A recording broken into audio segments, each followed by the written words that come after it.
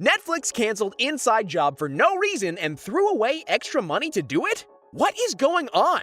It's time for the latest news out of animation. Inside Job, the animated sitcom about Reagan Ridley and her co-workers attempting to oversee the world's many conspiracies, has been canceled. According to writer Chase Mitchell, the show was canned unexpectedly by executives who, quote, don't care about animation, a sad but all too familiar story in the industry.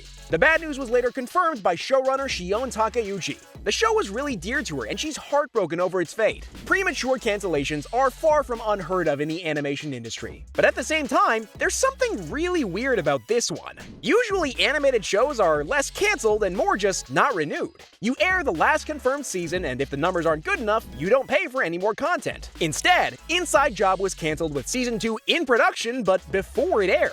Fans everywhere are clearly outraged over the news, even pointing out that Inside Job can't get a second season, but something like Big Mouth has 6 seasons and a spin-off. What aired back in November was part 2 of Season 1. Season 2 was confirmed in June of last year, 6 months prior to the cancellation. That's close to 2 months after the last episode dropped. If the numbers had been bad, what took Netflix so long to drop the axe? But even that's weird because bad numbers don't seem very likely. Netflix metrics are famously secretive, but Inside Job seemed to be doing extremely well for them, hitting the top 10 pretty frequently and raking in the watch hours. Even if Part 2 performed below studio expectations, why waste the funds already committed to Season 2? This is something studios usually do after catastrophic failures, but nothing really points to Part 2 performing below Part 1 in any way. IMDb even rates the Part 2 finale above Part 1's. What's going on?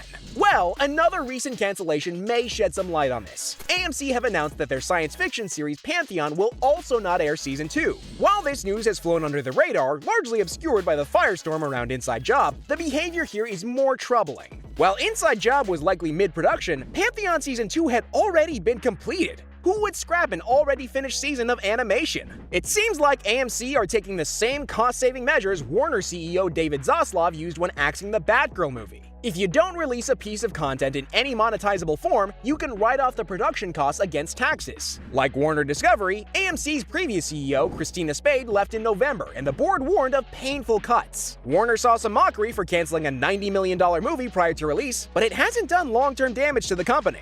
Netflix's 2022 subscriber numbers are looking healthy, but maybe they were inspired by this approach. Corporate tax is due 15th of April. A sudden cancellation in early January that lets them write off 6 months of production makes a bleak kind of sense. That way there'd be nothing due for the 2023 fiscal year. But thankfully, it's not all bad news in the animation world, since we do have that Legend of Zelda movie coming out after the Mario one. And for all the news in the animation world, we'll be here to keep you up to date with everything going on out of animation.